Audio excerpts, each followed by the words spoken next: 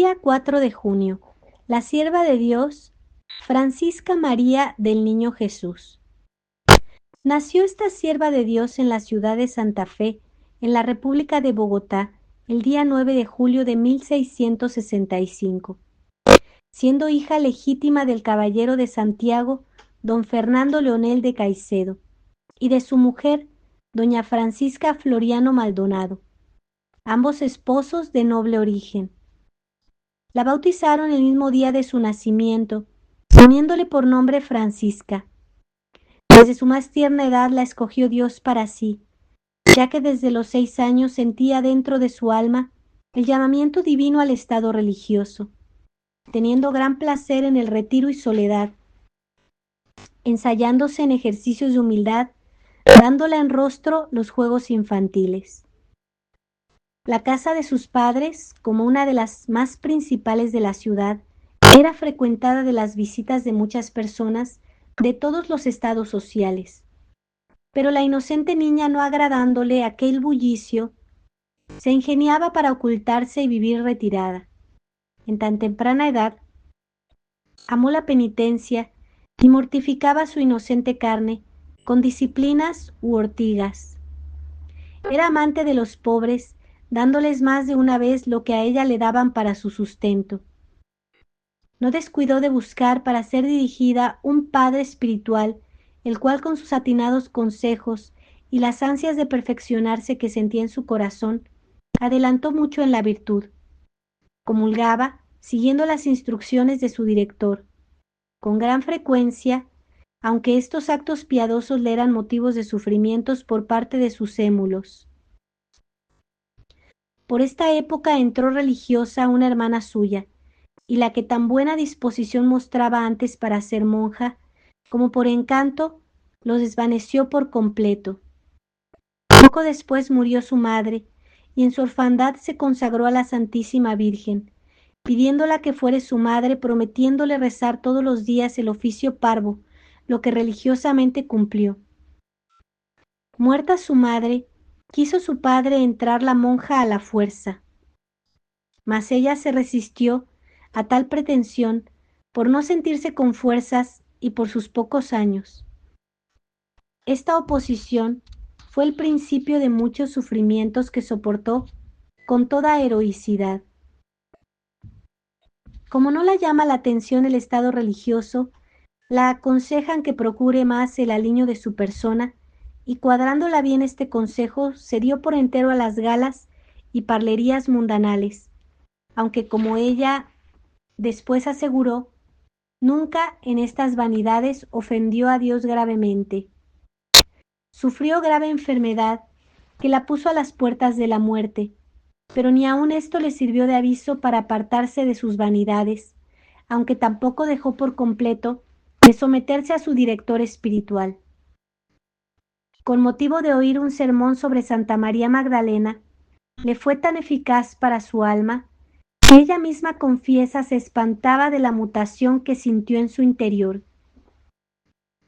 Tomó la determinación de vencer todas las dificultades que se oponían a su adelantamiento espiritual, a vencer las pasiones y a poner en ejecución todo aquello que fuera más apto para su perfección cristiana. No dejando para mañana sus buenos propósitos, se dio a la lectura del libro La diferencia entre lo temporal y eterno, asimilándose con gran provecho suyo tan útil lectura. Tuvo una visión en la que se le apareció un ecce homo, sumamente atormentado, la soga al cuello, coronado de espinas, todo el cuerpo azotado y herido, y llevando un cerco de 3 coronas de espinas.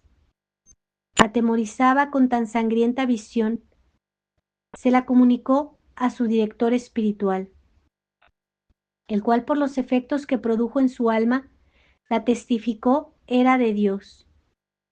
Su fruto primero, después de haber visto al Señor en figura tan lastimera y que la miraba con semblante enojado, fue el darse a la penitencia de rigurosos ayunos, cilicios y otros géneros de mortificaciones. Su caridad con los pobres era admirable, despojándose de sus ropas con el fin de aliviarlos, A los enfermos visitaba caritativamente, y si los encontraba en peligro de muerte, no les abandonaba hasta que habían recibido los santos sacramentos. En su casa era la maestra de la servidumbre, haciéndoles aprender la doctrina cristiana y exhortándola al amor de Dios e infundiéndola una devoción intensa a la Santísima Virgen. Ejercitábase en la humildad sin jactancia e intensamente se entregaba al ejercicio santo de la oración, versando ésta sobre los misterios de la pasión del Señor. Solícita cuidó de su padre en la enfermedad grave que padeció, y viendo que su estado era cada vez más alarmante y que le ocultaban el peligro en que se encontraba, valientemente le manifestó su mal y la conveniencia de que recibiera los santos sacramentos. Su padre juzgó que su buena hija exageraba y le manifestó que si el sábado inmediato no había mejorado, la complacería. El mal se agravó y el paciente, conforme a lo prometido a su hija, recibió los auxilios espirituales, muriendo cristianamente, dejando a su hija llena de dolor. Habiéndose ido su director, tomó otro, y éste la ordenó que escribiera toda su vida hasta aquel momento, lo que la obediente dirigida, aunque confusa por el mandato, realizó, relatando sus mortificaciones, sus oraciones, su frecuencia de sacramento con la práctica de todas las virtudes cristianas. Sus hermanos de nuevo insistieron para que tomara el estado de casada, a los que, si no contradecía, no los seguía en sus consejos, pues notaba que Dios no la llamaba a aquel estado. Un otro hermano suyo en este tiempo cantó su primera misa, a la que Francisca asistió, y afirma que en el momento de la consagración se le infundió un deseo vehemente de ser religiosa carmelita descalza. Graves dificultades se ofrecían para poder realizarlo, porque sus hermanos ya tenían hechos los gastos para el día de sus bodas, y no llevaban en paciencia que les tuvieran por informales. Con persuasivas razones quisieron disuadir a su hermana de la resolución que había tomado, y viendo que todos sus esfuerzos eran inútiles, dejaron de oponérseles. En su misma ciudad natal, pidió el hábito y, admitida por la comunidad, vencidas todas las dificultades, en 1686,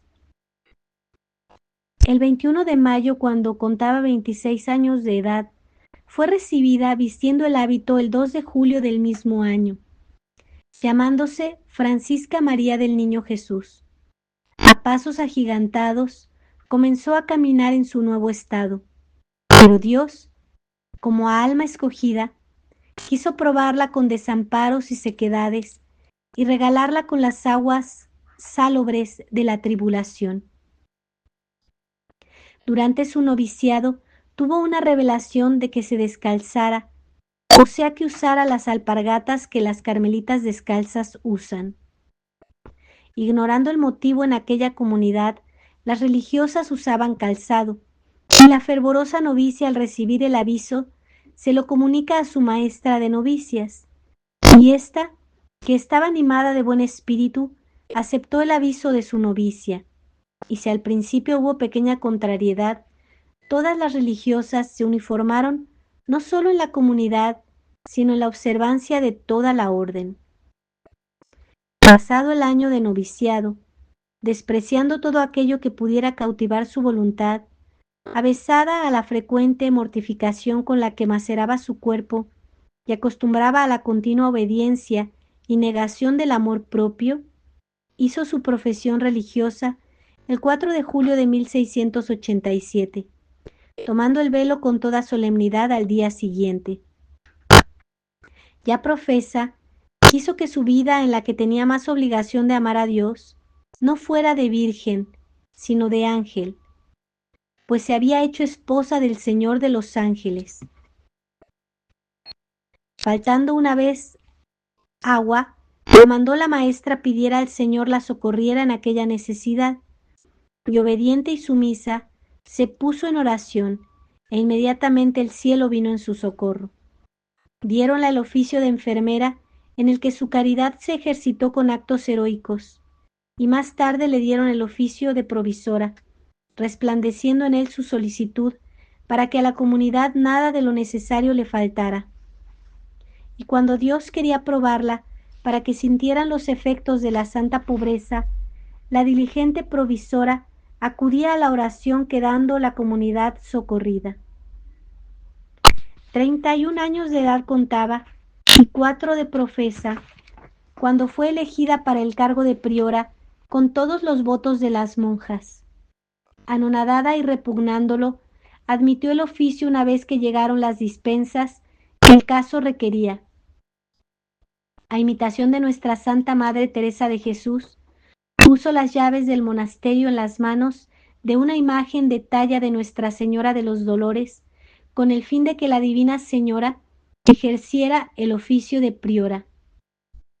Ella, por su parte, procuró la mayor exactitud y puntualidad en la observancia regular. También su solicitud se extendió a la parte material, ya que por la pequeñez del convento las religiosas se veían precisadas a vivir dos en una celda, que era contrario a la regla. Alargó el claustro lo necesario y fabricó tantas celdas como fueron menester para que cada religiosa viviera en la suya. En la caridad, en especial con las enfermas, se afanaba para aliviarlas con cariño de madre. Sus virtudes internas eran admirables. La decencia en el culto externo del Señor lo acrecentó, pues su fe le movía a ello, y esta fe la hacía más manifiesta cuando se trataba del augusto misterio de la Santísima Trinidad, el cual llenaba a su alma de consuelo, y en su obsequio todos los días recitaba el símbolo de San Atanasio.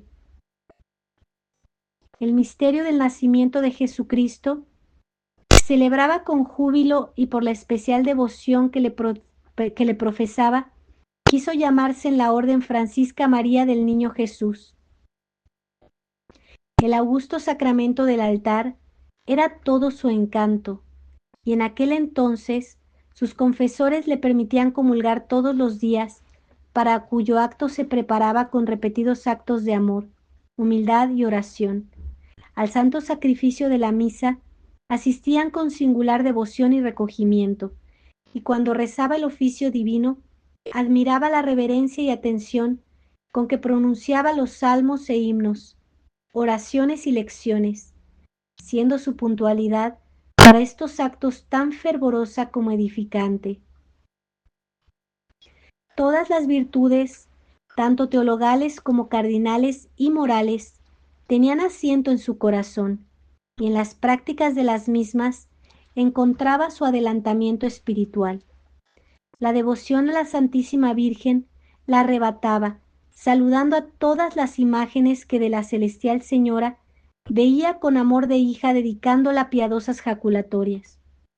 Todos los días la rezaba el rosario entero y 9 veces el cántico del Magnificat, con los brazos en cruz, haciendo en su obsequio 33 postraciones diarias. Celebraba sus festividades y advocaciones con gran devoción, poniendo de manifiesto su interior amor a tan divina madre. Entre los santos honró de modo particular al glorioso patriarca San José, a nuestra Madre Santa Teresa de Jesús y otros santos, tanto de la Orden como de la Iglesia Universal. Habiendo corrido el camino de la vida con la perfección que queda dibujada, se le acercó el momento de ir a recibir la corona del cielo, para lo cual Dios la dispuso con una enfermedad de hidropesía que la hizo sufrir mucho hasta el momento de expirar.